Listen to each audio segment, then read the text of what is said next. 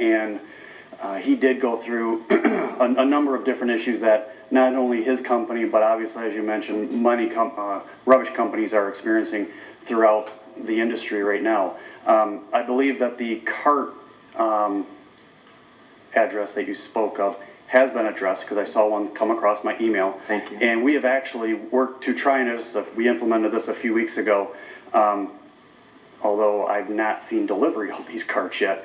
But my conversation that I had with GFL when I first came on, I indicated to them to please provide us with approximately 20 cans of rubbish and 20 cans of recycle bins, so that we can stock them here at the City of Taylor, so that should there be an issue with GFL, their driver just up and quits like he mentioned to us last night, or driver falls asleep, or whatever the scenario is, that as soon as we get that call, then we can dispatch our own crews.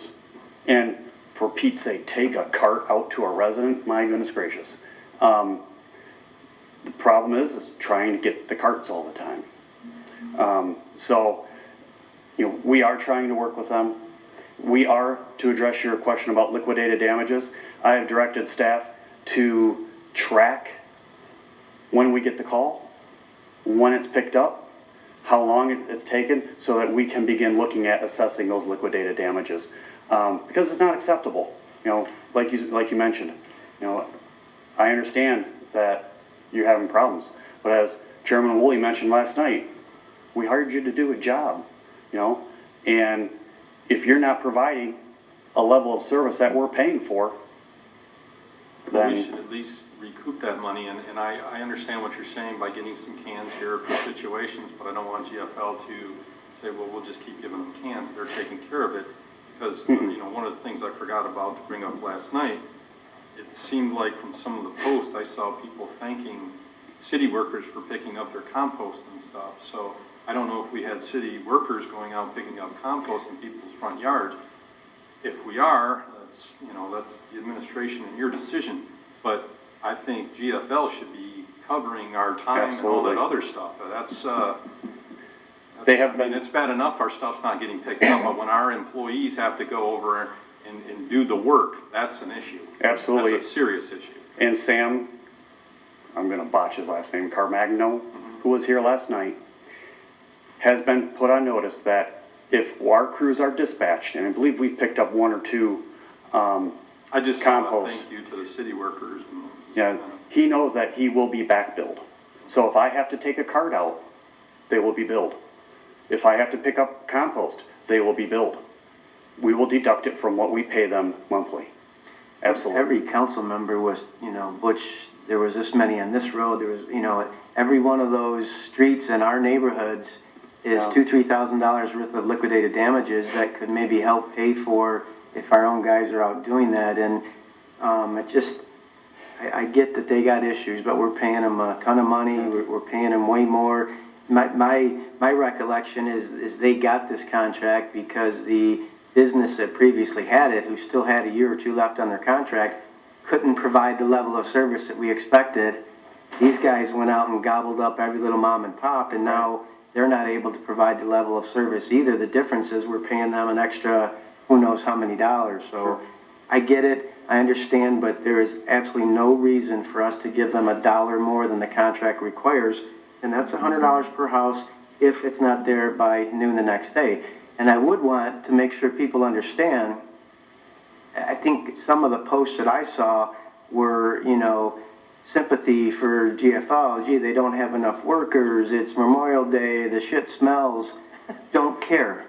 Don't care. File the iCare app, report it, and make them pay. And if they have to start making decisions on whether or not we pay overtime to go get all that stuff out of your neighborhood, or pay us 10 or 20 or 30 grand worth of liquidated damages, we got to make it matter to them to want to help us.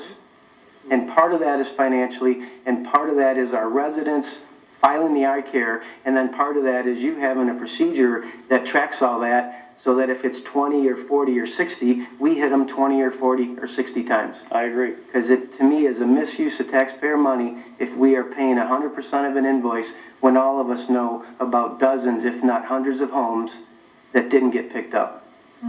Councilman Johnson. I just want to say, I've known Craig for quite a long time. That will happen. That will happen. That process will happen like it wasn't happening before. So I know that will happen. They will get back charged. I'm glad to hear that, and I'll continue to encourage it. And I know that. So, I'll CC you on the invoice. Mr. Chair, also, they had mentioned last night, Sam mentioned last night that if the residents have, I think he said that they're picking up trash and recyclable, but the last to be picked up is the compost, because. If there's gonna be an And he said to make sure to let the residents know not to bring it back into their backyard, to leave it out, because they will come and get it, and which they did at our house, we had our recycling there. But I did want to make a comment, I did post it on Facebook today.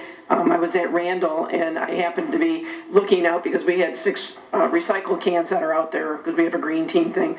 And so I was getting ready to walk out the door with the paper in my hand, excuse me, and I saw the gentleman that was in the truck outside picking up the paper off of the ground, because when he dumped the one thing, lose my voice, all the paper blew everywhere. And so I walked out there and I said, thank you for doing that. And he said, no big deal, kind of thing, and he got back in and continued to do, dumping of that. And I said, what's your name? And he said his name was Mario. So I posted on Facebook, thank you, Mario, for doing something that our green team would have done. I just wanted, that's a little positive, that side. Through the chair, if I would like to say, thank you, Mario. I have seen trash blow out of a packer, I couldn't tell you how many times, and I have yet to today to ever hear or see that occur. So, thank you, So Mario. Mario. Yes. I've witnessed it with lawn clippings. I've seen where bags ripped and they get like a snow shovel out there. One guy dropped a TV. It was like, I don't know if they tried to lift it. It was in a can or something, and he really worked out. He was able to get the can in the truck, but I commend him. He was not going to leave it there where he could have. And he even swept up the glass that was on the ground. Wow. Mr. Chairman, Councilman Bezerra. the contract, you weren't here, but the last time that I think we did a renewal, I think we struggled to get bidders, and what we ended up getting was a number of the other purchasing. I'm not sure that we just didn't have enough time to prepare, manpower and equipment needs to bid on this. And there was a lot of research done. Well, what do other communities do? And Rochester Hill sticks out to me. I believe we found out then that they go out like 15 months, or they ask for a commitment from their current supplier, whether or not they're going to be interested, and then there's a bid package put together. So I believe this contract comes due around this time next year. Is that correct?